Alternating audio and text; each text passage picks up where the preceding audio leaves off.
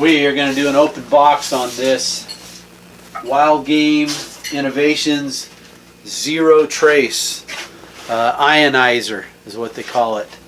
This is a scent elimination. It is not ozone, which they say ozone is not good for you, although I'm sure in the version that you use for hunting, the ozonics, it probably doesn't create enough to hurt you, but still I saw this and was quite intrigued by it, so I thought I'd give it a try. And what I saw, there's supposed to be 2 batteries with this. I actually got this for 150 bucks at Bass Pro Shop.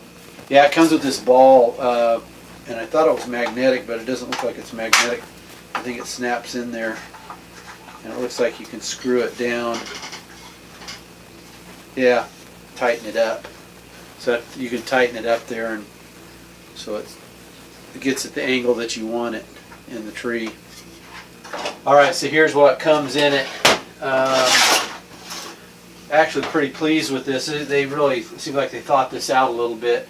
Comes with 2 batteries in the pack, and that's why it comes with 2 cords. And this is the thing that plugs into the wall and has 2 outlets here for the USBs, so you can charge both batteries at the same time. Great idea. I like that. Of course, the directions, and I think this is a permanent mount, probably for a box blind that you might leave it in permanently. And then here's the battery box here where the battery goes in, and it just kind of slides like this shut. You slide it out like that and it opens up pretty easy. It comes with the ball mount that goes on the tree. The strap, a little bit cheesy on the plastic clip, but I think it'll work. Feels like it'll work anyways. And then we're going to get in the tree stand come next Thursday and Friday, and we will let you know how this thing works out.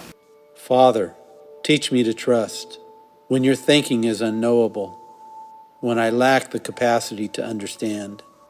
For you have proven your trustworthiness and your love beyond measure. Your Son sent to the cross for my sin, what a treasure.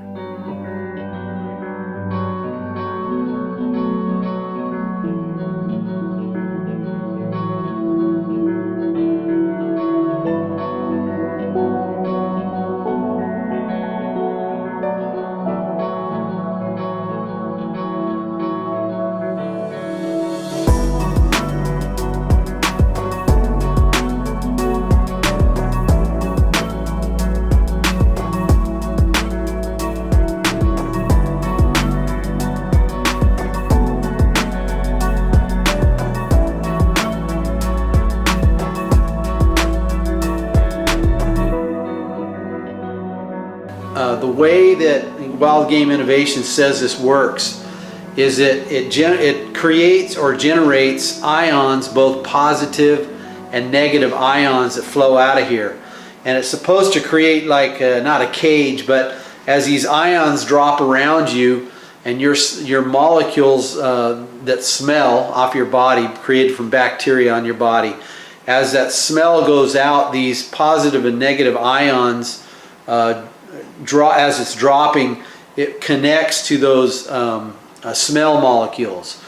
And so when it connects, it basically stabilizes the ions, and in connecting to those smell molecules, they say it neutralizes it, and then it just harmlessly becomes inert and then drops to the ground is the way I understand it. Now, I looked at Ozonics talks about this, because of course they're competitors, and Ozonics, the way they describe it, they say that the ozone generators that they sell, they actually kill the odors. Now again, this is from Ozonics website, and so it actually kills all of the smell is what they're saying. They say that the ion generator does not kill all of the odor. Now again, they're a competitor, so you know, I don't know, I'm not a scientist. There's 2 settings on this where you move between what is called standard STD mode and then boost. They say with standard you get on the box it says, outside box it says 6 hours. On the fine print in the owner's manual it says you get about 4 to 6 hours on standard mode. On the boost mode, which apparently throws out more positive and negative charged ions, and I guess if you're more smelly, I'm not sure why you'd have to use that, but that's the boost mode. These top numbers, 25, 50, 75, and 100, have to do with battery life. So if you want to figure out how much battery you have, hit the battery button and it will tell you. It's got to be powered on. Powered on through the middle thing there, goes on standard mode, and then you can hit this to figure out how much charged your battery is. That shows it at 100%. This right here is standard mode, and you can hear how I've got the unit about 5 inches from the microphone itself on the camera. So listen.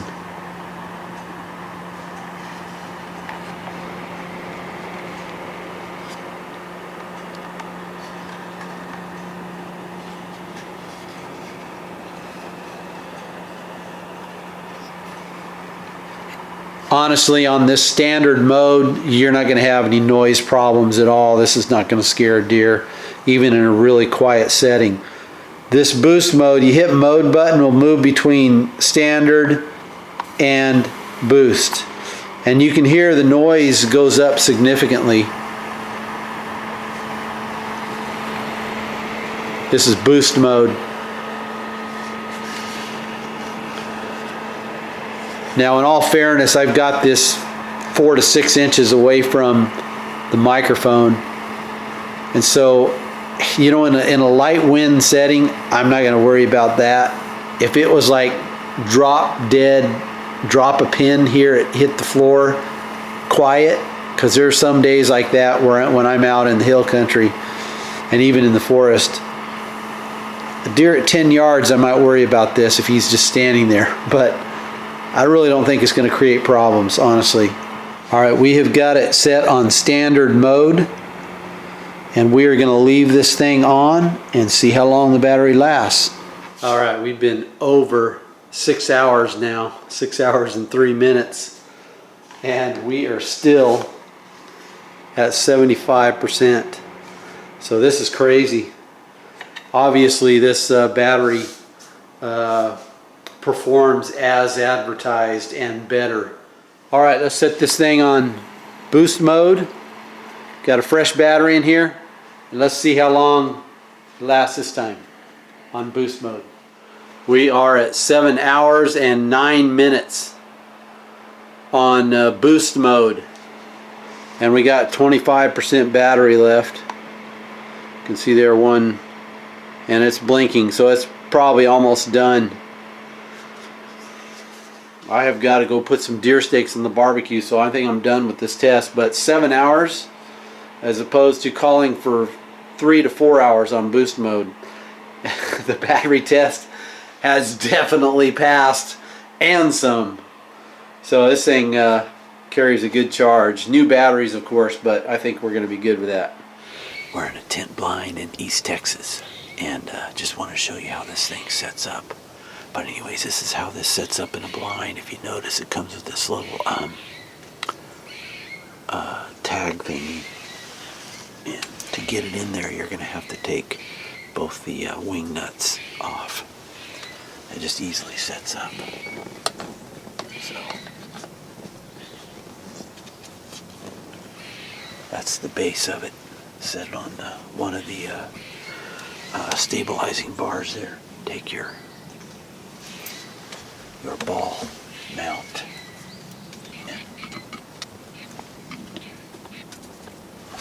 These wing nuts also have the bolt on it as well. Make sure that thing's firm.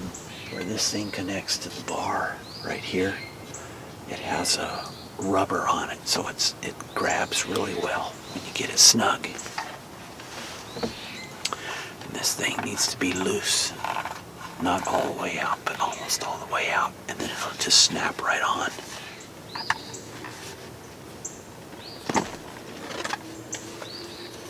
Alright, that's completely loose right there. And then you just tighten it down.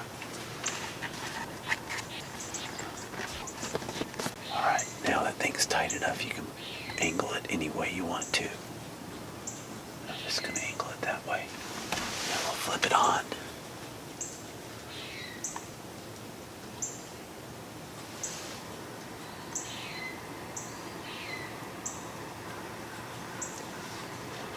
That could blow right in your face. It won't even, those ions won't even bother you. So anyways, so hopefully that gives you a good picture of it in this surround view, Primo surround view blind.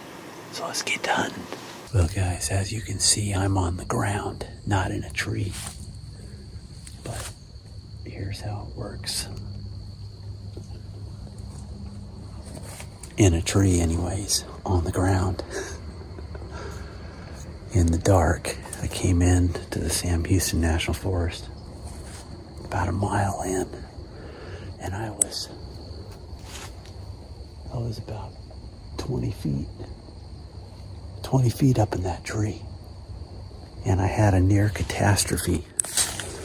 I nearly got stuck up in that tree forever until someone came and got me because my pin on the cable guard on this bottom part of the stand climber. This is an X stand. Came unscrewed and it just popped right out. And I was like, thank goodness that thing was wedged in there because it never fell out as I was coming down. I stayed strapped to the tree.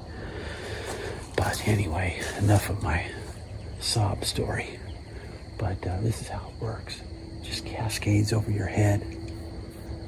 And I've got a scrape right over here. There's 3 spots underneath that tree over there. And I got a wind in my face, so if anything comes behind me, this ought to catch my scent and just pull it right to the ground.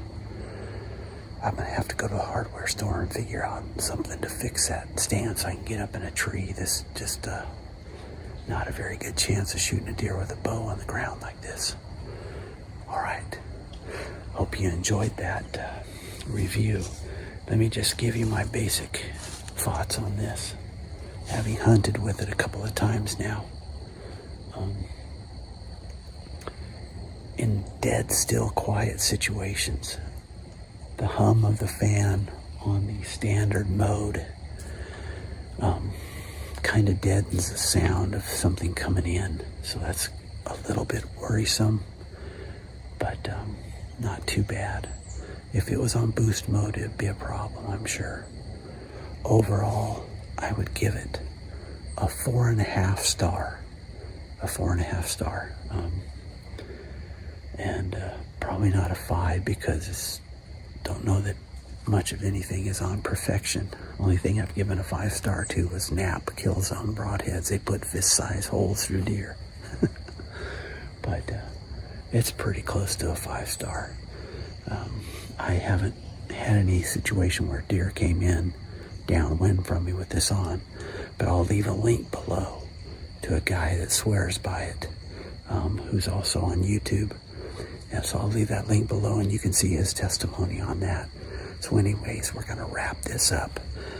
This is a bow hunting RadNek for Indian Creek Bow Hunting Journal. Thank you for watching. Be sure and subscribe, give us a thumbs up, and check the little reminder bell, and we will get with you on any future videos that come out. Thanks for watching.